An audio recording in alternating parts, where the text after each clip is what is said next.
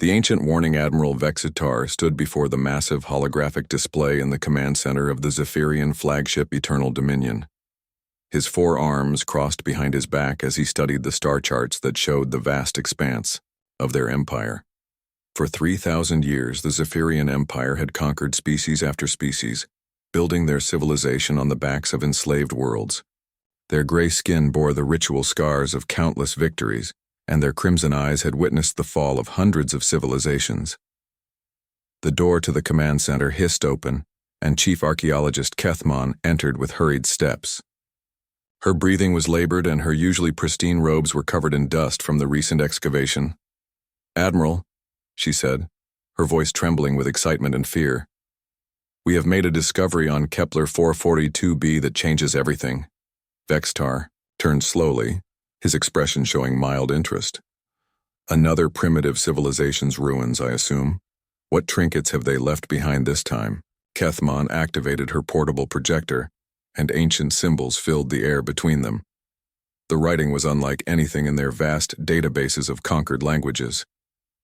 "These ruins are older than our empire, Admiral. Much older. The civilization that built them was advanced beyond anything we have encountered. They possess technology that could manipulate matter at the quantum level, and they are extinct," Vexitar said dismissively, "as are all who cannot defend themselves. What is your point?" "The point, Admiral, is what we found in their final chamber." Kethmon's hands trembled as she manipulated the hologram. New symbols appeared, these ones glowing with an eerie blue light.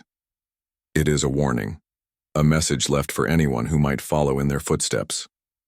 The ancient text materialized in the air, translated by their most advanced linguistic processors. Vexitar read it aloud, his voice dripping with disdain. "Beware the children of the blue world called Terra. They are few in number but infinite in determination.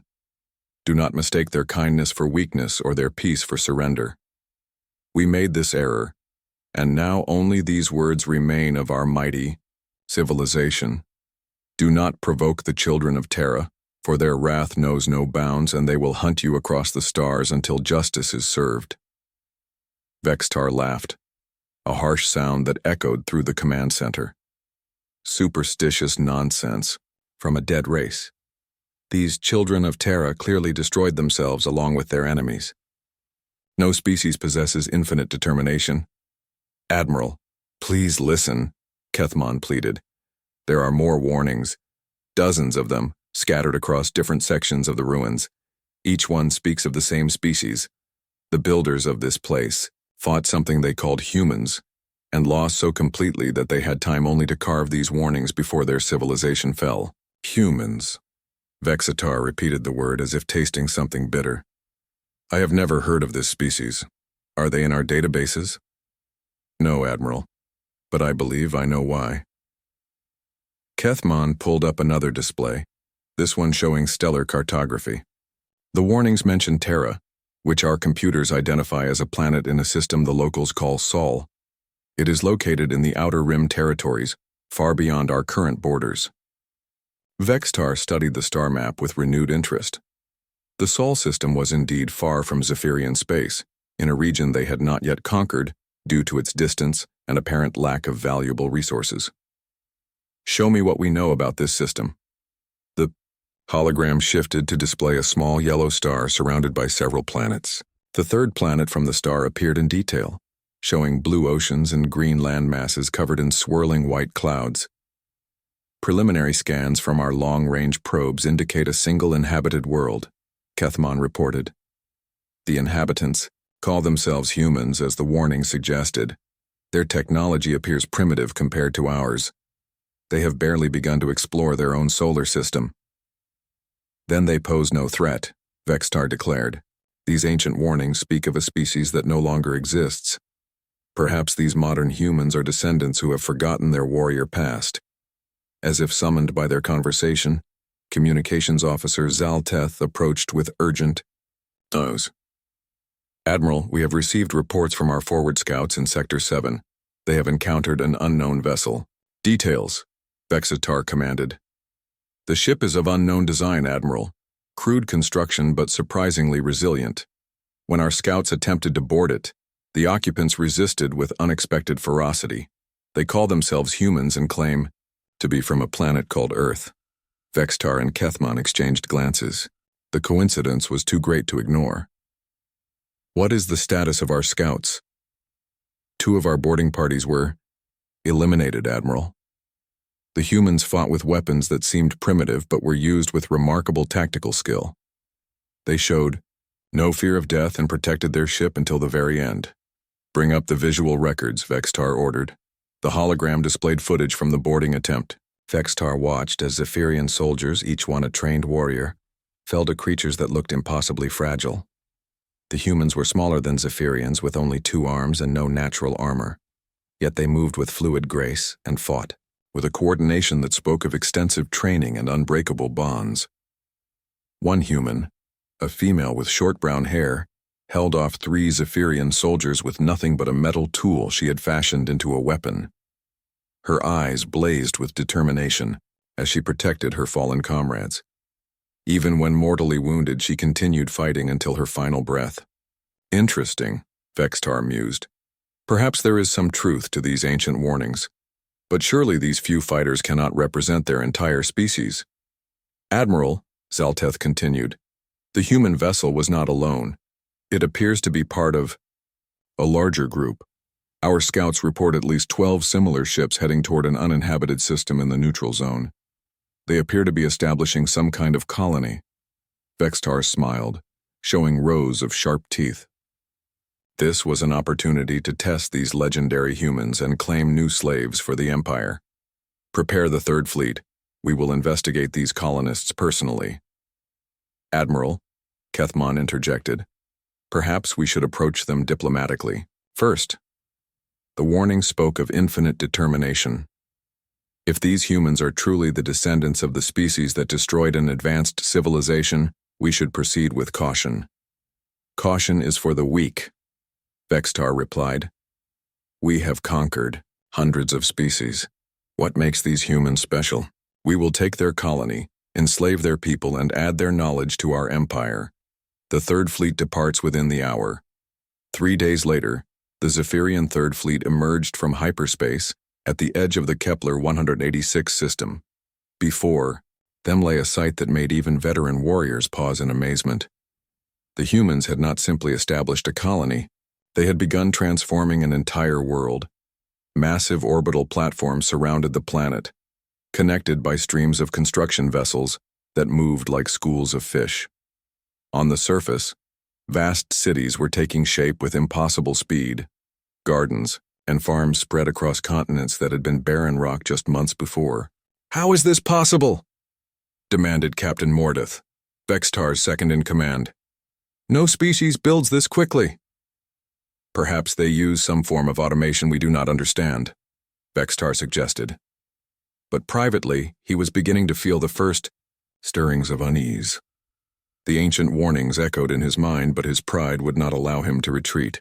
Admiral, reported the fleet's sensor officer, we are detecting multiple human vessels approaching our position. They are broadcasting on standard diplomatic frequencies. The main screen flickered to life, showing the interior of a human command center. A middle-aged human male with graying hair and intelligent eyes appeared before them. He wore a simple uniform without the elaborate decorations favored by most species' military leaders.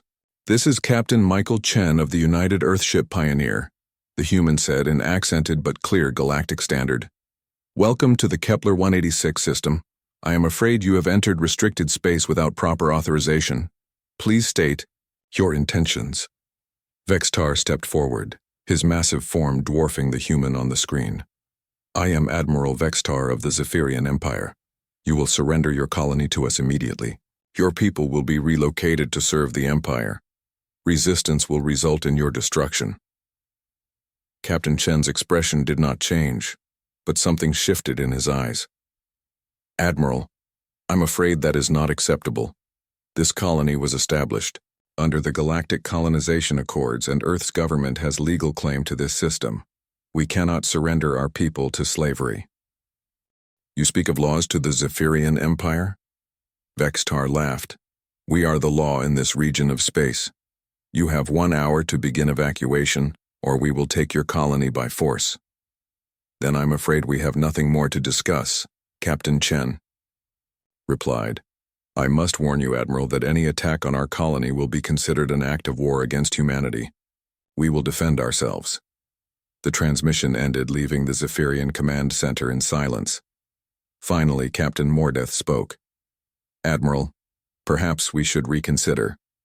The humans seemed confident despite being outnumbered. Confident or foolish, Vextar replied. One human vessel cannot stand against our fleet. Begin the attack. What happened next would be recorded in both human and Zephyrian history as the moment everything changed. The UES Pioneer did not flee or attempt to hide behind the planet. Instead, it accelerated directly toward the Zephyrian fleet, broadcasting a message on all frequencies. To all Zephyrian vessels, this is Captain Chen. You have been warned. What happens next is your choice. The Pioneer was a colony ship, not built for war. Its hull was designed to carry families and farming equipment, not weapons. Yet as it approached the Zephyrian formation, hidden panels opened to reveal modifications that had been made during the journey from Earth.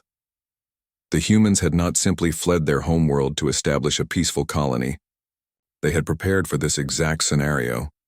The first Zephyrian cruiser to fire found its energy beam absorbed by the Pioneer's improvised shielding, a crystalline matrix that the humans had developed from materials found in asteroid fields. The second cruiser's missile volley was intercepted by a cloud of micro-drones that swarmed from the colony ship's cargo bays. Impossible, breathed Captain Mordeth. How are they doing this? The answer came as more human vessels emerged from behind. The planet. Not warships, but converted cargo haulers, mining vessels, and transport craft. Each one had been modified with weapons and defenses that showed remarkable ingenuity. The humans had turned their entire colonization fleet into a navy, but it was not their improvised weapons that shocked the Zephyrians. It was their coordination. The human vessels moved as one organism, each ship perfectly positioned to support the others. They communicated constantly, sharing sensor data and tactical information with a speed that defied explanation. Admiral, the sensor officer called out in alarm. I'm detecting massive energy buildups throughout the human fleet. They're preparing to fire some kind of coordinated barrage. All ships, evasive maneuvers, Vextar ordered. But even as he spoke, he knew it was too late.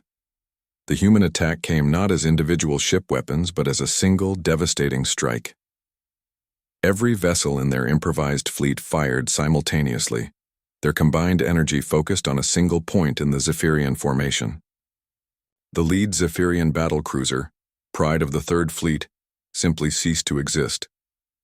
In the stunned silence that followed, Captain Chen's voice crackled over the communications array once more. Admiral Vextar, you have attacked our colony and killed our people. We are not aggressors, but we will not be slaves. Withdraw your fleet or we will be forced to defend ourselves further. Vextar stared at the tactical display in disbelief. His advanced battlecruiser, with shields and armor that had withstood the weapons of dozens of conquered species, had been destroyed by converted civilian vessels. How was this possible? The answer came from his own tactical computers. The humans had not simply focused their fire. They had synchronized their weapons to create resonance patterns that bypassed traditional shielding. It was a technique that required precise timing, perfect coordination, and absolute trust between all participants. It was something the Zephyrians, with their rigid hierarchy and culture of individual glory, could never achieve. For the first time in his long military career, Admiral Vextar began to understand that he was not facing ordinary prey.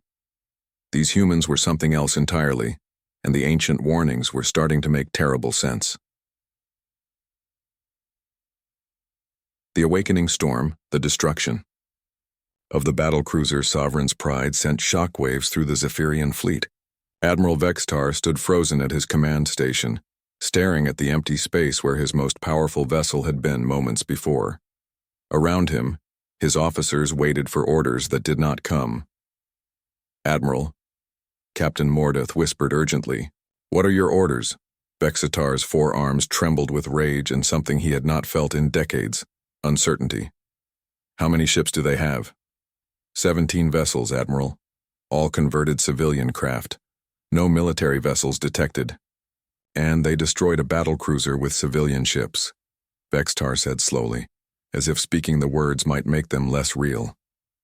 What do our tactical computers tell us about their capabilities? The fleet's tactical officer, a young Zephyrian named Kelvash, worked frantically at his console. Admiral, the humans appear to be using adaptive technology. Their weapons and defenses are modifying themselves in real time based on our attacks. It's as if their entire fleet is learning from each engagement. Captain Chen's voice filled the command center once again. Admiral Vextar, I am uploading our historical records to your computers. Perhaps understanding our past will help you make a wiser decision about our future. Data flooded the Zephyrian systems. What they saw there made even veteran warriors step back in shock. The files showed humanity's history, not the peaceful colonization efforts they had assumed, but a species that had spent millennia in constant warfare with itself. Images flashed across the screens, massive armies clashing across frozen steppes, naval battles that covered entire oceans, aerial combat that filled the skies with thunder and fire. But more than the scale of human warfare, it was the innovation that caught Zephyrian attention. Humans had faced every conceivable military challenge and had adapted. When armor became too strong, they invented better weapons. When weapons became too deadly, they developed better armor. They had fought in every environment their world could offer. Arctic wastes, burning deserts, deep oceans, and thin mountain air. Most disturbing of all were the records of humanity's final wars. Conflicts, so devastating that they had nearly destroyed their own civilization, yet even in the face of extinction, humans had not surrendered.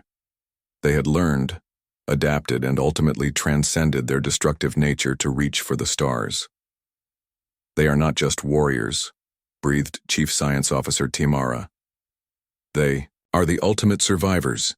Admiral, Kelvash reported with growing alarm, I'm detecting new contacts approaching from the edge of the system. Multiple vessels, configuration unknown. The tactical display updated to show a new fleet emerging from hyperspace. These ships were different from the improvised colonial vessels. They were sleek, purposeful, and bore the unmistakable mark of military design.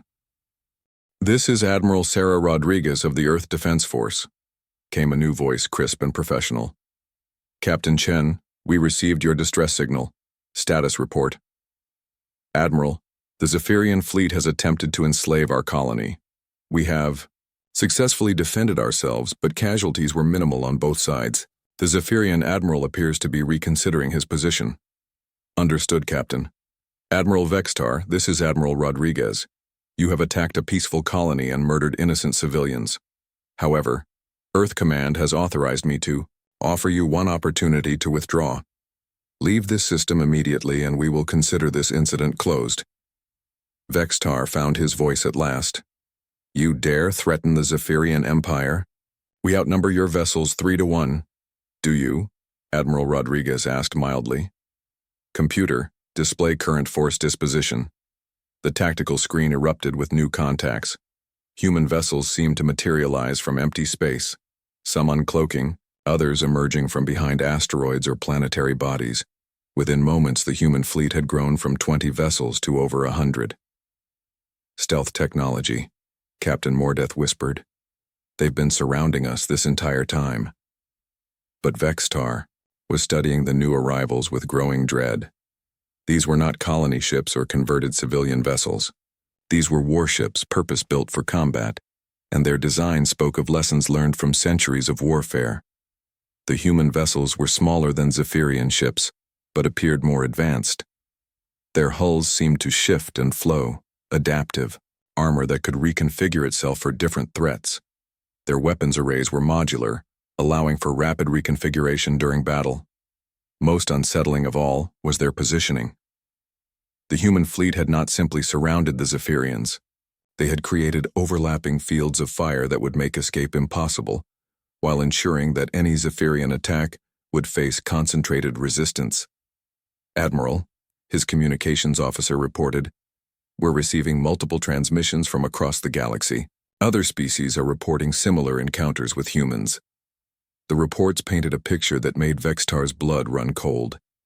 Everywhere the Zephyrian Empire had attempted to expand, they were finding humans, not conquering or enslaving, but establishing defensive positions and offering protection to species threatened by Zephyrian expansion.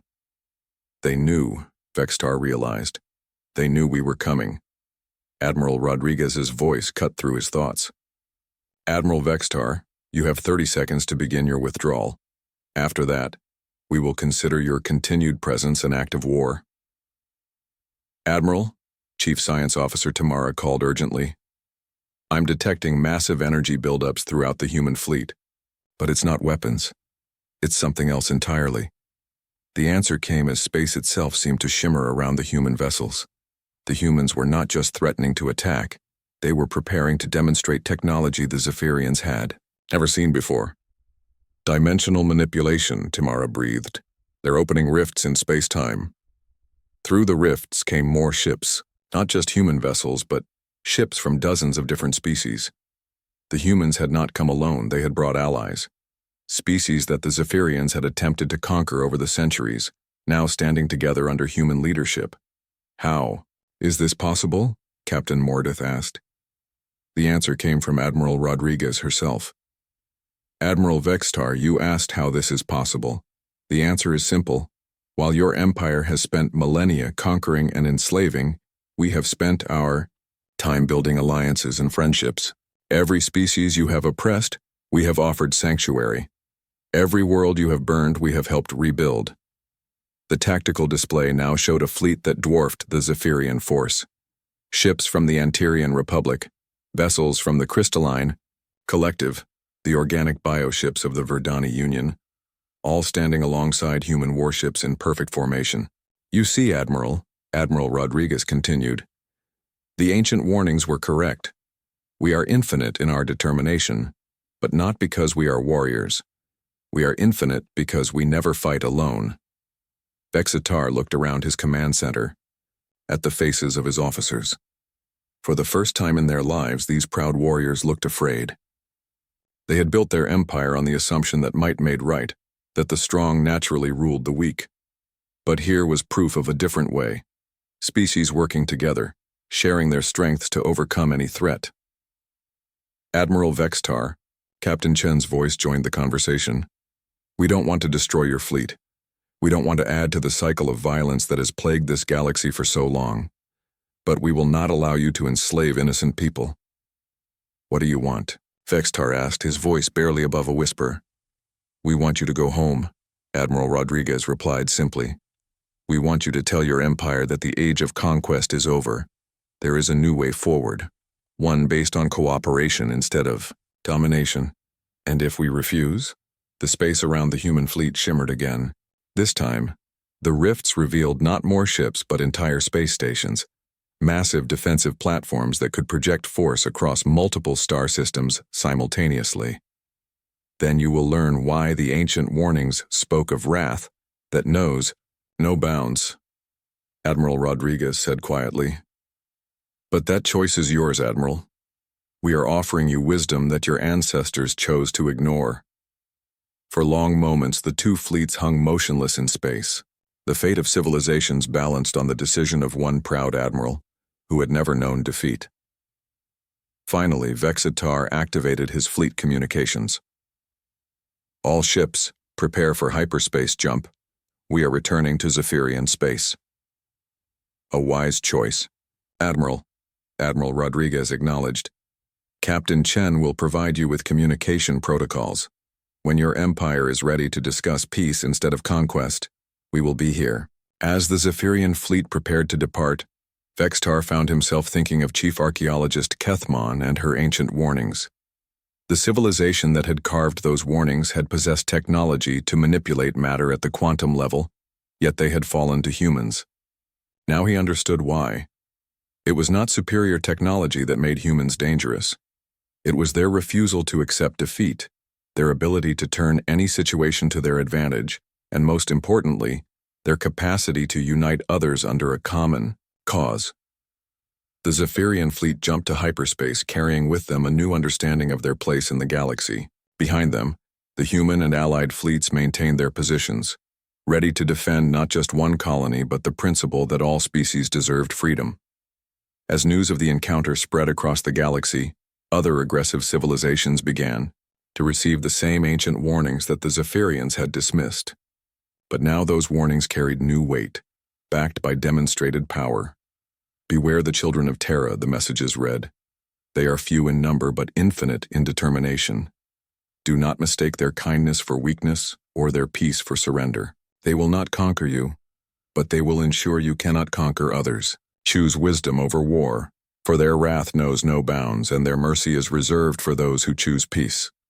The age of conquest was ending, and the age of cooperation had begun, all because one species had refused to accept that might makes right and had convinced the galaxy that there was a better way forward. In the depths of space, ancient ruins on Kepler 442b stood silent, their warnings finally heeded by those wise enough to listen.